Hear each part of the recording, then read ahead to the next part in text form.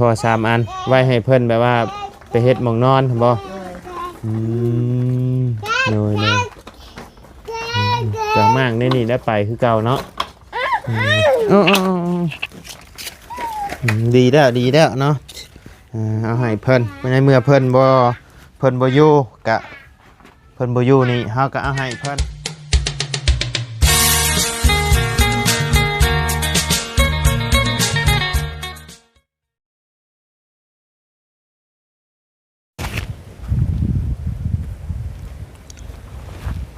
ทักทายกับสบายดีนะพ่อแม่พี่น้อง FC เบิร์ดสุขุสู่คนบอกว่าสิอยู่ในและต่างประเทศก็ยินดีต้อนรับเข้าสู่ช่องบ่ไลคือเก่าพี่น้องเอ้ยพบเจอกันมื้อนี้ก็อยู่ทางบัดบาบ้านดงบักยางเนาะพี่น้องเอ้ยเข้ามาหาทางสแตลเพิ่นก่อนพี่น้องเอ้ยกลับมาเมื่อคืนนี้พี่น้องเอ้ยมาจากเหนือเซโปนเนาะพี่น้องเอ้ยจังไหนเด้ทางบัดบาเฮานี่เนาะ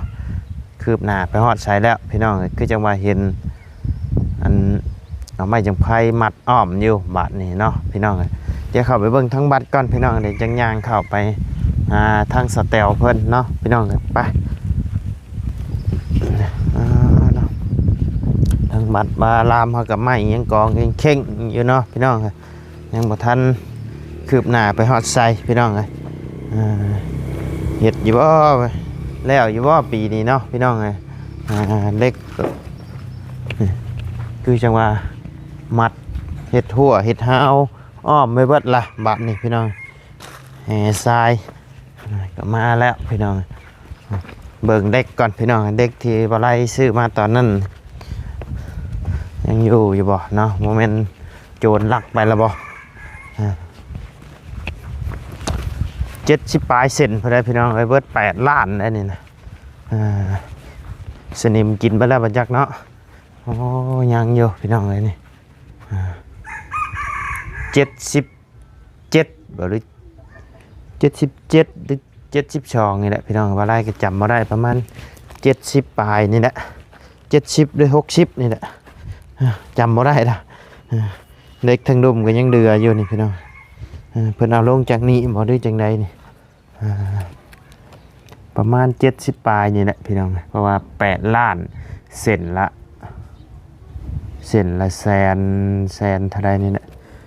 115หรือ125นี่แหละจำบ่ได้ละพี่น้องดนนะเนาะอยู่ในประมาณนี่แหละเส้นละแสนปลายนี่แหละพี่น้องเส้นละแสนปลายเนาะเด็กก็ยังอยู่พี่น้องยังอยู่ครบอยู่เนาะว่าทางญาเพิ่นอยู่หรือบ่พี่น้องเอ้ยคือจังว่าเงียบเงาแท้เนาะบัดบาเฮานี่เพิ่นไปบุญบ่เพราะว่าเมื่อคืนนี่บ่ได้กายลงมาอยู่โรงเรียนพี่น้องเอ้ยมันเพิ่นเอาบุญอยู่เนาะเอาบุญวังไฟอยู่บัดโรงเรียนนี่แหละพี่น้องเอ้ยกายลงมาเห็นอยู่เสียงแซวอยู่เสียงตู้เสียงหยังเพิ่นพี่น้อง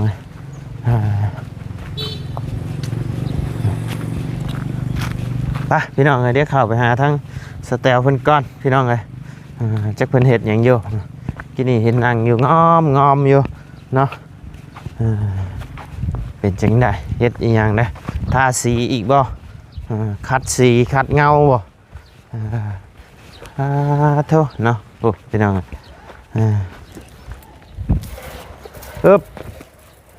เฮ็ดหยังกันนะขัดเงาบ่โดยสบายดีขัดเอาสีออกทุจ้าไป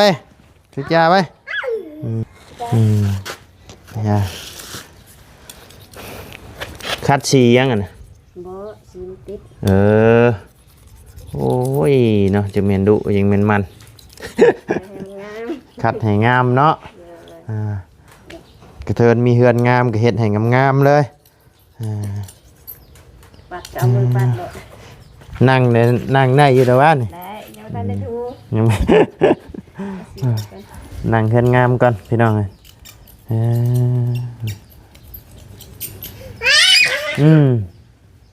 บ่ได้ไปหาดอกกระเจียวบ่บ่ได้ไป บ่ได้ไปดอกกระเจียวออกแล้วฝนตกเนาะ เฮ็ดบดออก เห็ดบดบ่ เฮ็ดกาแฟเมื่อวาน เมื่อกี้นี่ก็กินแกงเห็ดขาวกินนี่จะเมียเพิ่นไปหามาแต่ใช่ พอสิไปได้ แน่นี่เด้อติ เยียกันอยู่เอ้ย เอาไปน้ำรถเลยแบกข้าวปลาน้ำรถแบกข้าวปลาน้ำรถเนาะอ้าวนี่บ่ได้ขึ้นเซฟโปนบ่ ลงมาเมื่อคืนนี่รถขึ้นกับพุ่นละวันที่10 ปลายพุ่นละ คือบ่ลงไต่นี่ ลงใต้บ่นะมันนี่สิลงโยคันมีโอกาสก็ลงโยแต่ว่างบนี่แหละ ลงใต้นี่โอ้ต้องใช้งบหลายแล้วพี่น้องเพราะว่าการเดินทางก็ไกลขนาดเนาะแต่ไปเหนือนี่ก็ยังโอ้หนักแล้วพี่น้อง แพงแล้วบ่ พอแห้งแล้วขึ้นแต่ละเทื่อก็เบิดเทื่อละเบิดงวดละเท่าไหร่เบิดรอบละ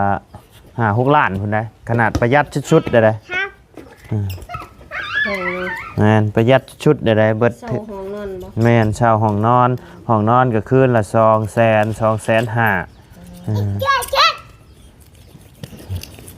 เจ้าไปอยู่จัก10 มื้อนี่ก็เท่าไดเจ้าวะ น้อยแล้ว 10 มื้อก็คืนละ250,000ก็10 มื้อ10 มื้อก็เท่าได10 มื้อก็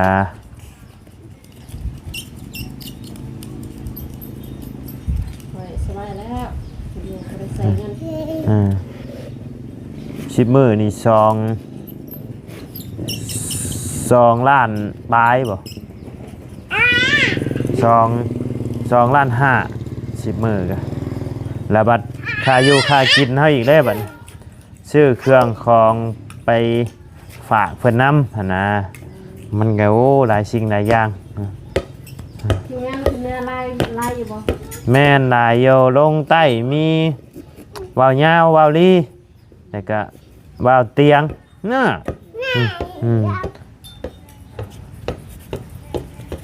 ที่เดือก็อยู่เหนือเมื่อคืนนี่ก็ลงมาเบิดเลยเดือแต่ทางอาจารย์ลาว หมด เบิด หมด ต้นหมกมูบ่ แม่รวมมิดเลย มักสดีน้ำเนาะ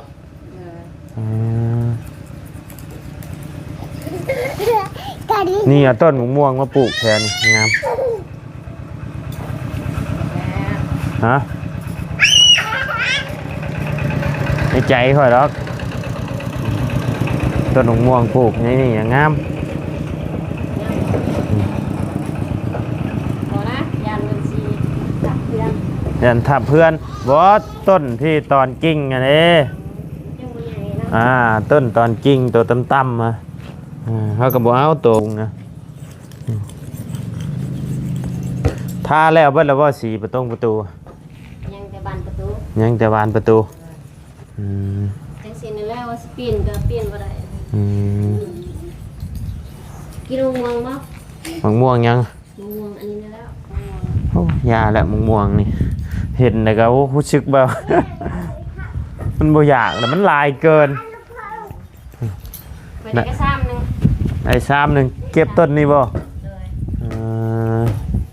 ต้นนี้แน่ละกันอยู่บนหันนี่เก็บสีกวนไว้ยังบ่ทันได้ไปสีกะทิ ก็กวนเทกะทิข้างแน่บ่ กวนใส่กะทิน้ำตาลส่วนปะใส่ตู้เย็นไว้ ไม่ได้ไปบุญดงเห็นบ่คืนนี่ไม่ได้ไปคิดว่าไปเด่นบุญดงเห็น เสียดายเงิน เสียดายเงิน ตัวเองหาบ่เป็นเสียดายเงิน ตัวเองยังหาบ่เป็นดิหาเป็นอยู่แต่ไปบ่ได้ ได้ มีเงินแล้วก็แซกเอาอีกปูออกไปพุ่นขายเปิดห้านขายเครื่องเลย เลย เปิดห้านขายเครื่องสบายเลย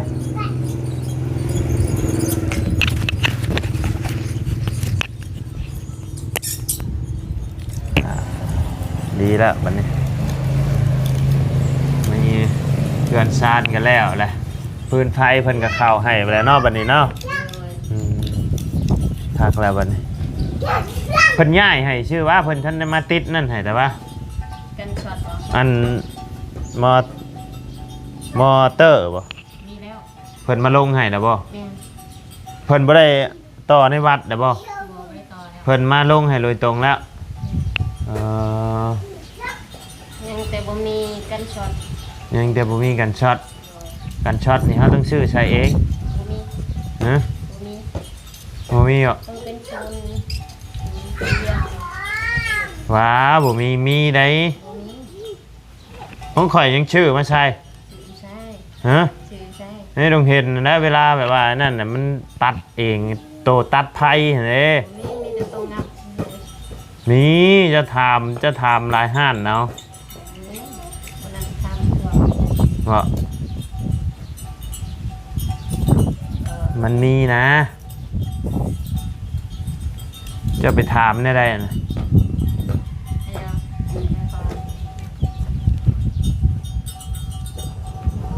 คอยจังได้แหละลืมละ เขาเอิ้นอีหยังวะข่อยก็ลืมชื่อเลย ลืมเหมือนกัน แต่ว่ามีตัวตัดไผ่นะเวลาไผ่ช็อตไผ่อย่างนั้นมันเด้งตัดเลยนะในเฮือนเขาก็ยังใส่ บอกว่าพรุ่งนี้ต้องโทรหาอันนั้นศูนย์ของจิตอันนี้ อืม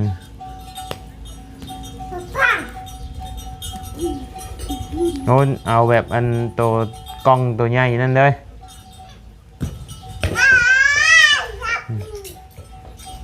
เดี๋ยวนี้ที่สิมันหลานตายแต่ก่อนเก่าแสน โอ้เลยล้านปลายก็ดีแล้วของข่อยใช้นะเท่าไรวะ4-5 พันคนใดตัวข่อยใช้ในเฮือนเอาตัวดีเลยทางเฮาก็เลยใช้แหละใช้ตัวดีๆแล้วได้ข้าวน้ำเบัดแล้วบ่ข้าวน้ำยังมีอยู่บ่ นี่อยู่ มีอยู่เนาะอืม ยังโบราณแต่ก็คือสิเฮิงอยู่ ยังบ่ได้แต่ก็คือสิเฮิงอยู่ติยังฮอดบ่กระสอบ บ่ บ่ฮอดอ่า ครั้งหนึง ทางหนึง ครั้งสี่ ทางซีเนาะอืม แต่ก็ไล่ซื้อเลยแล้ว ป้าแต่ขอยชื่อตะกี้พ่อ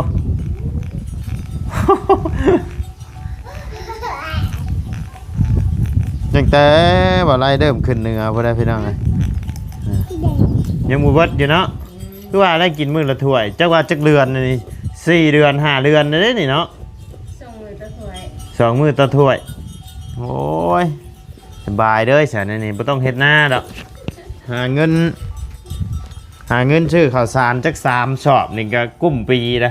ตอบหนึ่งได้แล้ว เอ้า เรากินหนึ่งก็บ่ค่อย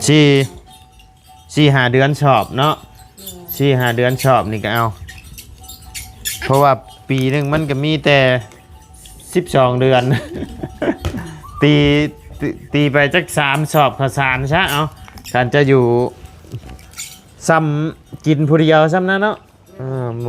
ลูกก็สิซ้ำได้พี่น้องเอ้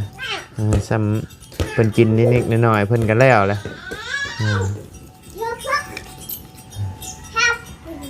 บ่เซน้ำเย็นสั่ง บริแช่น้ำเย็นครับแช่ยังน้ำตู้ไหมครับ ว่า ว่างเปล่า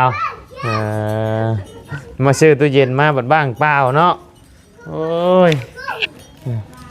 เหยียบบ้าแล้วต้นหมักทั่วหมักแตงหมักโมนี่เนาะโอ้ยผักอันนี้เพิ่นนี่พี่น้องนะงามไปเลยเนาะกินกับลาบกับก้อยพี่น้องนะ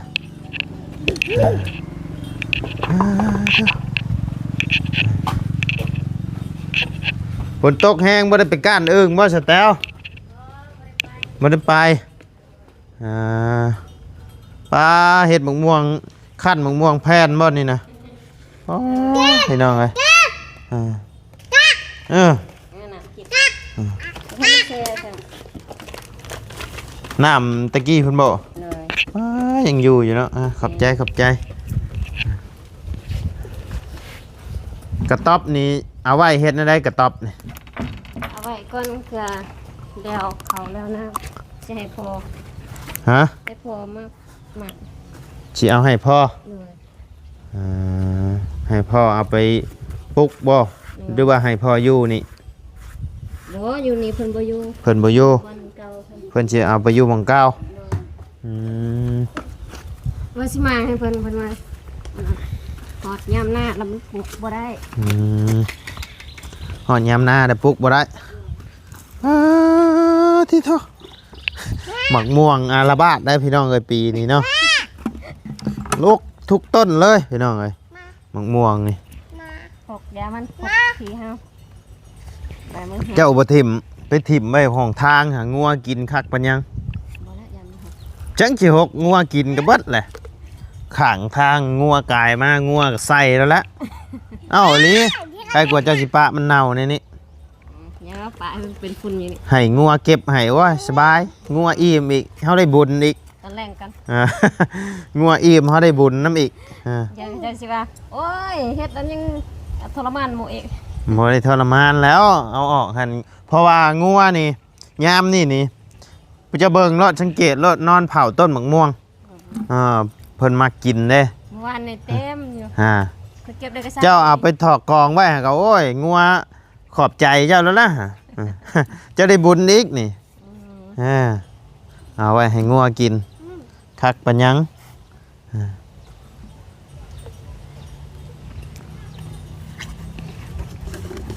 เพราะว่างัวมักขนาดหมกม่วงนี่พี่น้องลิบชุกนี่โว้สั้นน้ำสั้นตะกี้ขึ้นไปสั้นนี่ไล่อันใช่บึ้นแล้วลงในน้ำจนมาทัน เมื่อวานนี่คักไปเก็บม่วงคัก ลมเนาะ สมคนไปบุญลายมัด บ่คนลายบ่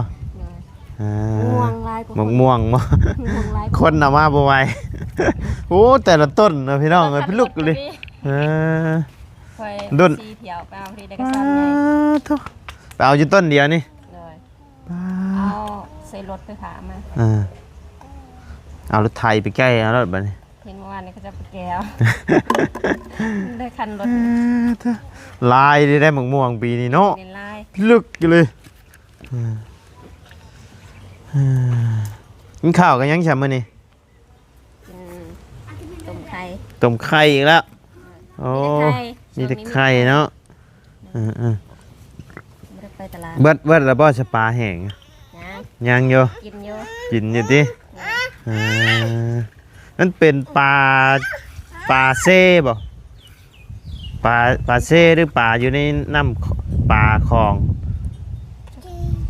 เพิ่นหาอยู่ในเซ่หรือหาใน คือว่าติด น้ำ กัน ำ น้ำคลองบ่ น่าจะจักแล้วข่อยก็บ่ฮู้บ่แม่นเซ่กับน้ำคลองนี่ได้จังปลาลายเนาะ ใกล้ๆเพื่อนคนนี้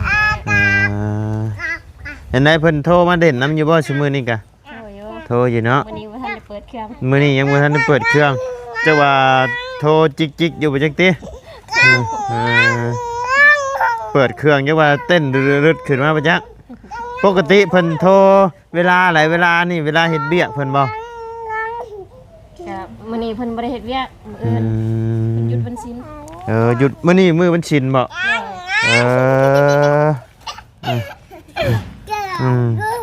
หัวนี่บ่ได้ดีได้เจ้านี่หมักถั่วนี่ก็เป็นหลอกช้อนตลอดเนาะ เลย โอ้ย ปิดแล้วเมื่อวานนี้ ป่านนั้นเจ้าสิตัดถิ่มบ่ตัดกะยาเบิ่งฝนตกใช่ให้เขียวขึ้นเลย โอ้ เอาไปขายได้35 เอาพักไปขาย ธนาคารเองได้อยู่ประมาณ50จะพาเพิ่นไปบ่ บ่เอาไปขายได้ เอายังไปขายนะ จะมาปิดเลย เอาหมักทั่วบ่หมักทั่วหมักเขือ ดูมิดเลย โอ้พักต้น ต้นงา ต้นงาโอ้คือว่าต้นพักโฮมบ่แม่นเนาะ ต้นงา ต้นงา มีหันกบนึง โต๊ะนี่3-4 อัน คิดว่าสิเอาไปเฮ็ดแนวใดโต๊ะตั้งนั่งโต๊ะนั่ง อันนี้ว่า เด้อ สิได้พอ3อันแล้วก็เอาไว้อันนึง ให้พ่อ3 อัน ไว้ให้เพิ่นแบบว่าไปเฮ็ดหม่องนอนบ่ เลย เลยก็มากนี่ได้ไปคือเก่าเนาะ ดีแล้วเนาะเอาให้เพิ่นในเมื่อเพิ่นบ่อยู่กะเพิ่นบ่อยู่นี่เฮาก็เอาให้เพิ่นใครกลัวเฮาสิปะให้มันดอกมันห่างเชื่อ เอาขึ้นได้เอาลงสิเอาลงบ่ได้ เอาลงบ่ได้บ่ยากหรอกเอาลงเอาขึ้นผู้เดียวบ่ เลย มันเอาลงคิดนักอยู่บัดนี้ คิดหนักอยู่ นะโอ้ทานเพิ่นเผาเองได้พี่น้องเอ้ยนี่นะขายอยู่บ่ บ่ ฮะ เอาไว้ คิดว่ายันมาขายท่านขายกระสอบเท่าไรนี่ บ่ขาย บ่ขายเอาไว้ใช้เองเนาะเต่าเพิ่นก็ใหญ่มาแจนั่นแจนี่อยู่เนาะเต่านี่ก็ จะหน่อยนี่ก็สิใส่เป็นหมด4 เตาเพราะตัวใดมันนั่นเฮาก็ใช้กระสอบใบบ่ให้มันนั่นก็ได้ยันมันดนไปแล้วยันมันแตกเด้ จังหน่อยนี่แล้วกวนม่วงนี่ก็4 เตาก็4หม้อก วน มีหม้อใหญ่ ไผสิกวนซอย กวนเอง อ้าว4เตา4หม้อกวนทั้งนี้ใหม่ได้ใช่จะมี4มือบ่ คันได้ก็สิได้แต่ชองนั่นแหล้ว 2 เออ ละ2 เอาแต่ชองก็พอแล้วคนผู้เดียว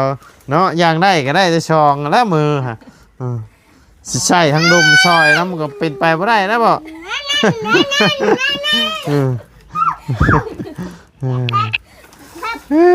นะเอาโอเคซะเนาะเดี๋ยวทั้งข่อยก็สิได้ลงเชโนกันบัดนี้หน่อยหายห่วงนะขอบัดนี้อยากกินเหือนไข่นี่แล่นมาหาสเตลแล้วนี่ มันเค็มพวกเอาอยู่หั่น จะเอาในหั่นใช่ป่ะ เลย โอ้ก่อนน้ำใหม่นะหั่นกับบ่ตายได้เนาะเอาน้ำใหม่เลี้ยงน้องเด้อมาปลูกไว้สั่งได้กินตลอด สิหาใหม่อยู่ เด้อไปขุดเอาอยู่ในเฮือนน้ำใหม่เลี้ยงน้อง อันนั้นแฮงมัก อยู่เฮือนข่อยมีอยู่ได้3 กอเลยนะน้องเอาไม้หวานกับกอนึงน้องไม้หวานก็มีต้นมะนาวนะมีแต่ว่าต้นมะนาวอยู่ในเฮือนข่อยได้กินหมากแล้วหมากกระโตนอยู่ ออกหมากลายเลยนะคันแบบว่าเป็นลายนี่ปิดไปขายก็ได้เงินย้อนได้ปีนี่ คันมามันจับนะลกอะไรได้หนาแป้นครับ ไปครบมาแล้วมีแต่มูลทีมงานแล้วนี่อันนี้ก็มูลสร้างยาวเพิ่น อ๋อเพิ่นเอามาให้บ่ เพิ่นเอามาให้ก้อนหนึงก็เลยย้ายตัวมาเลย ของข่อยอะมีบ่ของข่อย นี่ นี่หยัง มะเขือ มะเขือมะพริกเนาะมีอยู่ได้ อันนั้น เออ ก็อันนั้นใหญ่เพิ่นเป็นอยู่ โอ้ต้นอันนี้เนาะ เป็นอยู่ คือบ่ซับออกต้นน้ำมันนี่ ใหญ่เรียกหลายพวก เรียกได้โพดเนาะ วันนี้ก็เมียนเพิ่นอยู่ มึงนี่เอาออกซะข่อยบ่มันงำไอ้ต้นมะม่วงมันบ่ขึ้นเดี๋ยวหาแนวมาคูนต้นมะม่วงจ้ะนี่ตัวมันสิได้กินมันใหญ่กว่าหมู่ เนาะบัดคนปลูกได้หน่อยๆนึงใช่ของข่อยได้อันนี้บ่ แต่พุ่น ไผ ใหญ่แล้วพุ่น พี่เนาะโอ้ใหญ่อยู่ได้ดอกอ่ะอันนี้โอ้ตัวนี้บัดใหญ่เนาะของบ่บุญบ่ตะนะของข่อยใหญ่กว่าของบ่บุญอะไรนี่ อันนี้ของบ่คำเนาะ บ่เจียงนะ ใหญ่เบิดเลยพี่น้องเอ้ยของบ่คำก็ใหญ่เลยนะตอนนั้นน้อยๆนึงเนาะ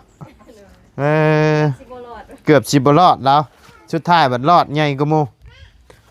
ของสแตลใหญ่กว่าหมู่เนาะแต่ว่างามนี่ตัวนี้ได้งามสแตลเอ้ยสีสันนี่แม่นบ่นะคือว่าได้ตัวนี้บัดต้นมันทึกเนาะต้นใหญ่พี่น้องไวคือเป็นจังซี่เนาะใบตาย เค็ม มันเค็มเจ้าใส่ปุ๋ยลายเพราะ โอ้พุ่น พุ่นอยู่พุ่น เอาแต่พุ่นใช่เนาะโย่ เพื่อทานมาได้ก็เคาะใส่ ดิถิ่มแล้วล่ะต้นดูจน เอาฟืน ไว้เอาพื้นมันใหญ่ยังหน่อยทางตัดติ สองแขน คันมีงัวยังว่าดิให้งัวหมักถ้าได้ใบนี่ใบอ่อนๆนี่ข่อยตะกี้แต่ข่อยบ่ได้ไปถ่ายคลิปนี่งัวเทิกข่อยนี่หานใบดูให้กินได้เลยแล้ว ปลูกอยู่บ่ บ่มีตัวนี้ยังบ่ได้ปลูก ปลูกมาแล้วกำลังงาม เนี่ยมากินน้ำย่านี่นะ มาแล้วว่าเป็นยังเอามากก็สิปิดได้ให้ หมักเด่นหมักหยังก็มีเลยเนาะยามเจ้าอยากได้จะกระปิดหมักเด่นไปได้หมักนาวน้ำค้อย ให้ข่อยมีหมักนาวเด้เจ้าจะตำหมักทั่วเนาะปิดหมักเด่นไปได้หมักนาวแลกเปลี่ยนกันบ่มีกับไปเอาแต่ว่าตอนนี้มันยังบ่ทันนั่นยังกินบ่ได้ดอกกระดังขึ้นหมักนาวกระดังเป็นหมากผู้ใดช่วงเฮาสิลำหน้าผู้ใดสิได้กินแต่ว่าช่วงนี้ก็ยังได้ซื้ออยู่โอเคสายข่อยสิลงไปเซโนกันเด้อบัดนี้เด้อหน่อยผู้ใดช่วงแดงๆคันมาแต่หัวแรงสิซื้อกับข้าวกับน้ำสิเฮ็ดสู่กินคือเก่าหั่นแหละเนาะ เอารถยังไป รถจักร พอแล้วเอาไว้สิฝาก ฝากหยัง ระยะละ ฝากหยังนักหนาอยู่บ่ ก็นักอยู่ อีหยังนะ แต่ก็บ่ฝากดอก อีหยัง ใครยังมีอยู่ อีหยัง ไว้สิฉีด ซื้อซีนโอ้ยซื้อซีนว่านักดอกใส่กีตาร์รถข่อยเจ้าสิเอาจักโลนะ พอแล้วข่อยอยากลาบเนี่ยแหล้ว อืม คิดเยอะแต่ก็อยากลาบเนี่ย อันแช่ตู้เย็นไว้เอาเป็นหยัง ได้แล้วขอบใจ อ่า ช่วงนี้สิเก็บมะม่วงก่อน เก็บหมกม่วงกันเนาะโอเคชาวคันนั่นแหละคันข่อยมาแต่เว้นเนาะคันบ่ค่ำนะสิซื้อกับข้าวกับน้ำมาเฮ็ดสุกินเด้อ เลย เดี๋ยวสิโทรหาอีกทีคันมาแต่เว้น คันข่อยบ่ได้โทรแสดงว่าข่อยกลับมาคำหากินแล้วเด้อ คันละก็โทรมาบอกแล้วบ่กินข้าวกะยาเด้อเอาโอเคสบายดีเด้อน้อยเอามาจากทางไหนนี่โอ้ยหาเช็ดหน้าเห็นตาเนาะเอาสบายดีเด้อเนาะทางเบาเบียดมาเมื่อคืนนี่น้อย ใส่ผ้าแลบได้เลย ฮะ ใส่ผ้าแลบเนี่ย แมน มืออยากมากก็มามือไปก็ไปเนาะ แมนมาไป มือได้ไปอีกบัดนี่ ยังบ่ฮู้อยู่แต่อัน พวงอะไร ของใส่ไปน้ำเพิ่นเด้มากับไผน่ะ กับเมีย มากับเมีย ตอนนั้นเล่นท่านแล้วไปยักทางไปเดี๋ยวคือจะไปเทปบนเจ้าก็ลุงแกสอนหน่อยก็ได้ คือกันนั่นแหละช่วงนี้ก็ ช็อตจนคิว สัตว์ได้เลยนี่ บ่ได้ว่าจนคิวจนแดดจนดำเลยนี่กรอบแล้ว หากลงมาคืนนี่ น้อยลงมาเมื่อคืนนี่ ลงคืนเลยที น้อย เนาะอยากไปเบิ่งอยู่เทปบนก็ได้จักเป็นอะไรบุเดี๋ยวนี้ คือเก่า คือเก่าว่ะ น้อย ไปกูจ้าคนบนจิไปถ่ายคลิปช่ำเท่านั้นก็ลืมเบิดแหละ มันช่วงนี้ก็งานก็อยากเบิดแล้วน้อยเพราะว่าแต่ละหม่องก็เฮาก็สดซอยไปหลายแล้ว แนว แต่ว่าเฮาบุกไปบ้านใหม่ก็มีอยู่แต่ว่ามันแบบว่ามันไกลทางมันเข้ายากหั้นนะ บ้าย่ำปวดเอง แม่นยามผ้ายามพลนี่เข้าบ่ได้เด้อยามนี่ยากเนาะน้อยข่อยกับพุ่นละสิลงเชโนพุ่นละข่อยกันนี่นะ ไปพุ่นนี่แล้ว เบิ่งสิไปเยี่ยมยามเบิ่งอ้ายไอ้นั่นนะ บ่ ไอ้อาจเพิ่นน่ะ ไปผู้เดียว จะได้เข้าอยู่บ่แม่น ไปเทื่อแล้ว ยังบ่ได้ไปบ่ อ๋อเราบ่จะเคือนเราใช่มั้ย บ่จักบ่คือกันแล้วนี่กะครั้งแรกได้สิไปเบิ่งนี่ ไปว่านี่แบบชื่อเครื่องเฮ็ดหอเพิ่งให้เพิ่น น้อย ปัญญาเพิ่นไว้ได้หอเพิ่งเพิ่น น้อยเจ้านี่บ่ นี่ เป็นได้ใครแน่ล่ะบ่ มันก็ตึงตังตัวเก่าอยู่ ขึ้นตังเก่าๆอยู่เนาะเอาเศร้าไวๆเด้อเสร็จเด้อโดยคอยกันพุ่นละสิลงไปพุ่นละเอาไปป้าเด้อบัดนี้เด้อ โ โดยสบายดีเด้อเนาะโดยโดยอย่าให้ไปแซงเดียวโดยโอเคสนะพี่น้องเบาเบียดเพิ่นพี่น้องเลยพบพ่อกับเบาเบียดเนาะเพิ่นมาหาสแตลพี่น้องเลยเพิ่นแล้วเพิ่นน่ะเพิ่นก็บ่ได้เข้ามาเนาะทางบ่ได้กับพุ่นละพี่น้องเลยสิเดินทางลงไปซิโนลงไปเยี่ยมไปยามทั้งไอ้อาจเพิ่นเบิ่งก่อนพี่น้องยังบ่เคยลงไปจักเทื่อพี่น้องเลยมีแต่ทางทีมงานเฮ็ดเฮือนเฮ็ดชานให้เพิ่นจนแล้วเนาะพี่น้องเลยแต่ว่าทางบ่ได้ก็ยังบ่ได้เข้าไปหาจักเทื่อพี่น้องเลยโอเคซะเนาะพี่น้องพบเจอกันพุ่นละอยู่เซโนพุ่นละเนาะพี่น้องเลยไปหาทางไอ้อาจเพิ่นก่อนพี่น้องเลยครั้งแรกของบ่ไล่เลยแหละที่ซีได้เข้าไปหาไอ้อาจเพิ่นเนาะมากับเบาเบียดบ่อันนี้บ่มีอาบ่เบียดนะโอ้สบายดีเด้อเนาะโอ้หาสิเห็นได้นี่เนาะเลยฮะคือโยคนบ้านเดียวกันบ่นี่เขาอยู่บ้านพลงอยนี่บ้านพลงอยนี่ใกล้กับบ้านเจ้าเลยนะใกล้ๆนี่ได้ฮู้บ่หมู่ฮู้เลยกกตาลพลงอยนี่กกตาลนี่บ่ห่วยนี่กกตาลปลาไหลนี่บ่กกตาลพลงอยกกตาลพลงอยตัวหน้าเลยมาปลาไหลนะบ่แม่นไม่กลัวไปนะมาอยู่ตัวหน้าเห็นเด้อันครัวอู้นี่บ่แม่นตัวหน้ามีอูนั่นบ้านปลาไหลตัวนั้นน่ะโดยอยู่ใกล้กันก็บ่ได้ฮู้เลยพี่น้องข่อยก็มาเลยเมียอยู่พี่เนาะข่อยก็คนบ้านเดียวกับเบาเบียดเพิ่นคนบ้านโคกน้อยบ่แม่นข่อยคนบ้านโคกใหญ่ข่อยนะโดยสบายดีเด้อเด้อพุ่นน่ะสิลงเชโนพุ่นแหละข่อยก็ไปหาทั้งไอ้อาจเพิ่นก่อนพี่น้องเอ้ยไปจักเทื่อคือกันคือการครั้งแรกแหละในสิไปเนาะมาแต่เหนือแล้วก็สิลงไปเบิ่งก่อนพี่น้องเอ้ยโอเคสำหรับพี่น้องพบเจอกันอยู่เซโนพุ่นแหละเนาะพี่น้องเอ้ยสำหรับคลิปนี้ทางบ่ไล่กะสิได้ล่ำลาเด้อพี่น้องเด้อขอบบุญขอบคุณพ่อแม่พี่น้องและ FC เบิร์ดสุคนเนาะที่เข้ามาติดตามและรับชมทางช่องบ่ไล่พะลุยเนาะพี่น้องสำหรับคลิปนี้ก็ล่ำลาเด้อพี่น้องเด้อสบายดีเด้อเนาะไปพี่น้องเอ้ยนี่แหละพี่น้องเอ้ยบุกเซโนมื้อนี้แมงกะไซคู่ใจเนาะถึงไหนถึงกันพี่น้องเอ้ยไปพบเจอยูเซโนพุ่นแหละพี่น้อง